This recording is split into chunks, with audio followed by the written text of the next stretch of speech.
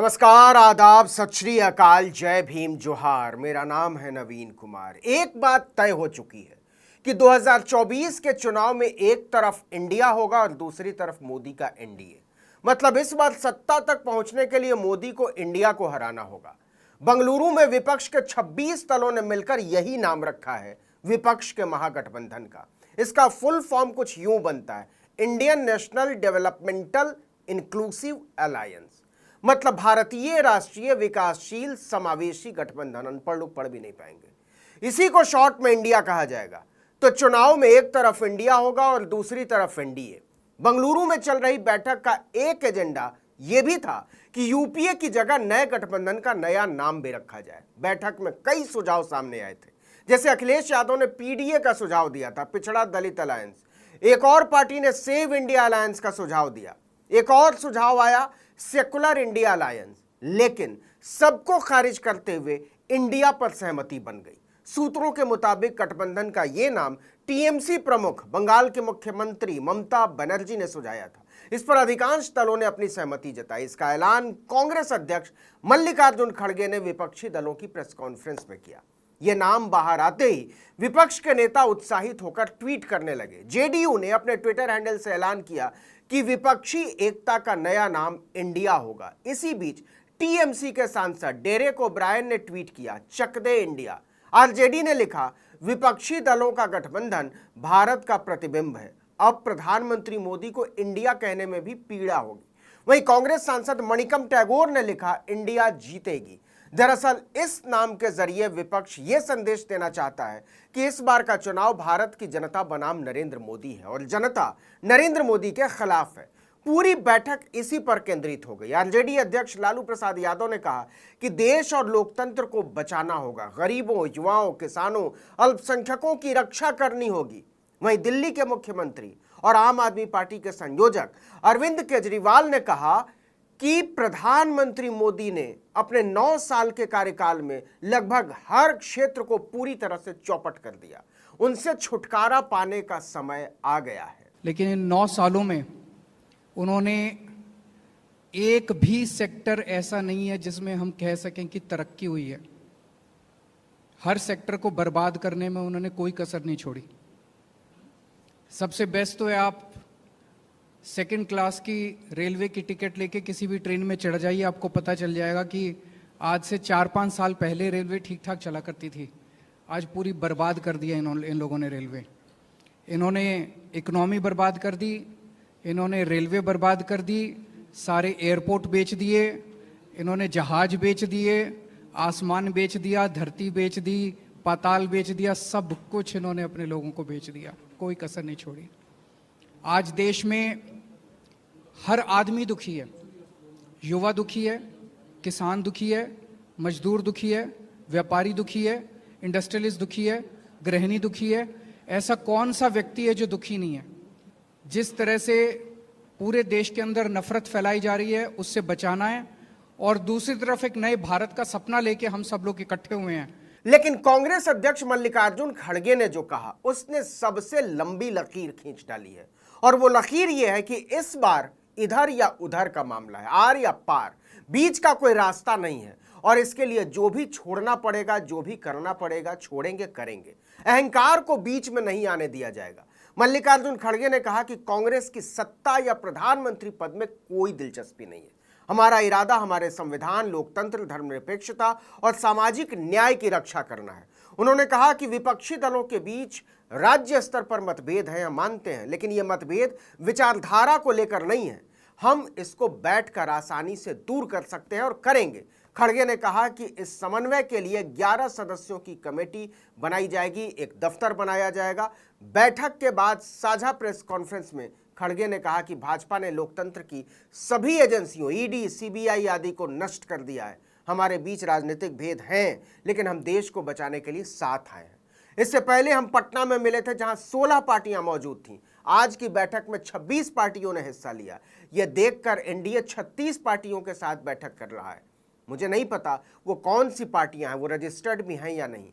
आज हम यहां अपने हित के लिए नहीं, बल्कि देश को बचाने के लिए एकत्र हुए। हमारा लक्ष्य है कि हम सरकार की नाकामियों को उजागर करेंगे, मैं खुश हूं कि राहुल ममता सब सहमत हैं, 2024 में साथ लड़ेंगे और शानदार परिणाम लाएंगे। लेकिन इसके बाद खड़गे ने जो कहा वो 2024 चुनाव में सबसे बारीक लाइन होने वाली है, और वो है मीडिया को लेकर विपक्ष के बीच धारणा और चुनाव में उसकी विश्वसनीयता।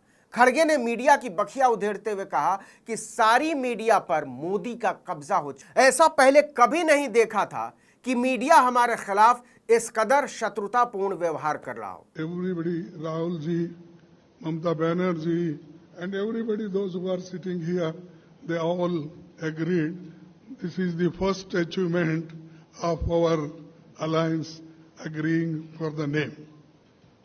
And friends, I don't want to take much of your times.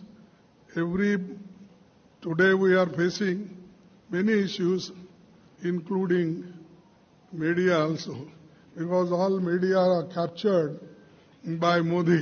खड़गे के बाद पश्चिम बंगाल की मुख्यमंत्री ममता बनर्जी बोली। उन्होंने कहा कि देश में दलित, हिंदू, मुस्लिम हर किसी की जिंदगी खतरे में है। दिल्ली, बंगाल, मणिपुर हो या सरकार बेचना, सरकार खरीदना, यही काम सरकार का है।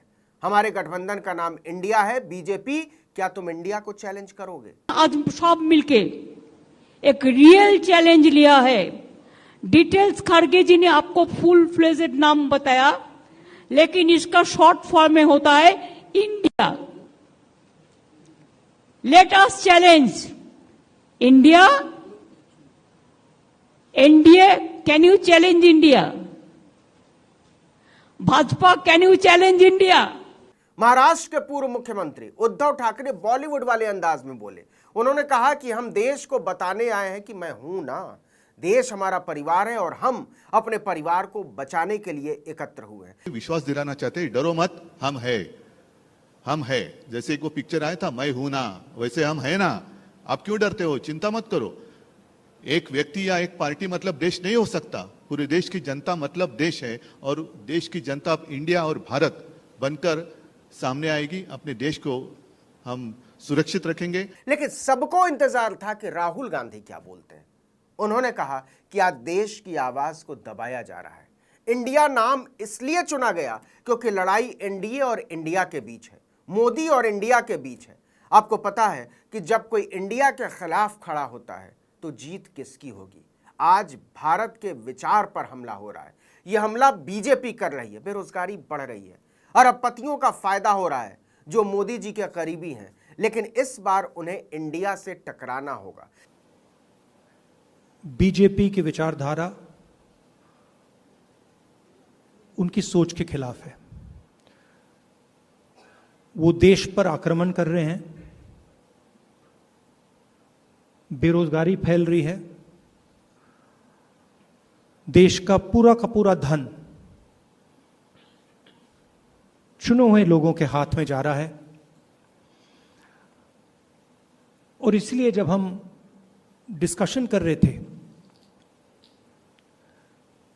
हमने अपने आप से सवाल पूछा, लड़ाई किसके बीच में है? ये लड़ाई ऑपोजिशन और बीजेपी के बीच में लड़ाई नहीं है। देश की आवाज को दबाया और कुचला जा रहा है। लेकिन सबसे बड़ा सवाल यह था कि इंडिया नाम के इस नए गठबंधन का नेता कौन होगा, चेहरा कौन होगा। खड़गे ने इस सवाल के जवाब में कहा कि हम कोऑर्डिनेशन कमेटी बना रहे हैं। यह कमेटी 11 सदस्यों की होगी और इसके लिए जल्दी ही मुंबई में बैठक बुलाई जाएगी। मतलब यह भी तय हो चुका है कि अगली बैठक मुंबई में होने जा रही है, वहां भाजपा का राज है। खड़गे ने कहा कि उस बैठक में बहुत सारी दूसरी चीजें भी तय हो जाएंगी। आपको बता दें कि देश के 28 राज्यों में से 10 राज्यों में ही इस समय भाजपा की पूर्ण बहुमत की सरकार है। महाराष्ट्र में वो शिवसेना के शिंदे गुट के साथ सरकार में है। वहीं राजस्थान, छत्तीसगढ़ समेत 4 राज्यों में कांग्रेस की पूर्ण बहुमत की सरकार है। 3 राज्यों में कांग्रेस का गठबंधन है। बाकी के 11 राज्यों में गैर कांग्रेस, गैर भाजपा दूसरे दलों की सरकारें हैं। मतलब ये नैरेटिव फर्जी है कि पूरे देश में भाजपा ही भाजपा है और उसके सामने कोई कहीं नहीं टिकता, जबकि सच ये है कि देश के आधे से ज्यादा राज्यों में भाजपा के विरोधियों की सरकारें हैं और दक्षिण भारत में तो भाजपा पूरी तरह साफ है। लेकिन कांग्रेस इस बार कोई जोखिम नहीं लेना चाहती, इसीलिए विपक्षी कुनबे को और मजबूत करने के लिए 8 नए दलों को न्योता भेजा गया था। इसमें तमिलनाडु की एमडीएमके, केडीएमके और वीसीके, बंगाल की आरएसपी और all India forward block, Kerala की इंडियन यूनियन मुस्लिम लीग, केरल कांग्रेस जोसेफ और केरल कांग्रेस मणि। इन नई पार्टियों में से केडीएमके और एमडीएमके 2014 के लोकसभा चुनाव के दौरान बीजेपी के साथ थी, लेकिन इस बार वो इंडिया का हिस्सा है। देखते हैं कौन इंडिया के साथ है और कौन इंडिया के खिलाफ है। ये ऐलान हुआ है बंगलुरु में। इस वीडियो में इतना ही, लेकिन अगर आपने आर्टिकल 19 इंडिया को अब तक सब्सक्राइब नहीं किया है तो फौरन कर लीजिए, बेल आइकॉन दबाइए, घंटी जैसी आकृति लाइक कीजिए और कमेंट करके बताइए हमारा वीडियो आपको कैसा लगा। यूट्यूब पर देख रहे हैं तो हमारे चैनल को सब्सक्राइब कीजिए, फेसबुक पर देख रहे हैं तो हमारे पेज को लाइक कीजिए, इंस्टाग्राम पर हमें फॉलो कीजिए और हमारा ट्विटर हैंडल है आर्टिकल 19_इंडिया। इसको ज़रूर फॉलो कीजिए और मेरा ट्विटर हैंडल है नवीन जर्नलिस्ट। आप चाहें तो मुझे भी फॉलो कर सकते हैं। जहाँ कहीं भी हमारे वीडियो को आप देख रहे हो लाइक ज़रूर किया करें और कमेंट करेंगे तो हमें और अच्छा लगेगा। नमस्कार।